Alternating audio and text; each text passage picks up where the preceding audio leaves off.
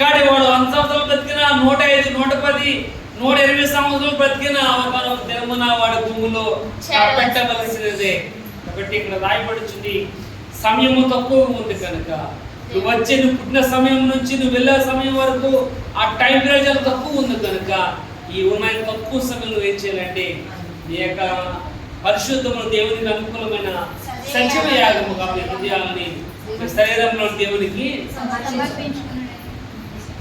కాబట్టి ఉన్న సమయంలో సజీవ యాగముగా నీ శరీరము దేవుని కోసము, దేవుని యొక్క పని నిమిత్తము, దేవుని యొక్క ఉద్దేశము నిమిత్తము నీ టైంను దేవుని కోసము ఉపయోగించినందుకే 9వ అధ్యాయంలో రాయబడుచుంది యోహాను సువార్తలో, పగలున్నంత వరకు నన్ను పంపిన వారి క్రియలు, పగలున్నంత వరకు, టైం ఉన్నంత వరకు కూడా దేవుని యొక్క పని చేయడానికి మనం ముందుగా ఉండాలి.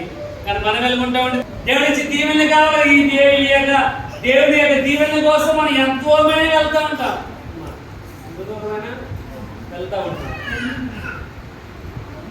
కాబట్టి ఎంతో మంది వెళ్తాం కానీ మన యొక్క జీవితమును దేవుని కోసం మాత్రము వెనకడుగు వేస్తూ ఉంటాం. ఇక్కడ రాయబడుతుంది చూడండి, అదే 12వ అధ్యాయం 2వ వచనం చదువుకుందాం. 12వ అధ్యాయం ఇక్కడ మనం ఏమైనా షాపింగ్ వెళ్తున్నాం అనుకోండి, అమ్మా మనకి షాపింగ్ వెళ్ళామనుకోండి, చదవకపోతేనే వాడు 4 సార్లు వెళ్తాం స్కూల్ దగ్గరికి. పిల్లలు బాగా ఈ మనసు మోసన మూట వలన రూపాంతరం, దిగంబరిగా ఉన్నావు కనుక నువ్వు ఏమి తీసుకుని వెళ్ళిపోలేదు.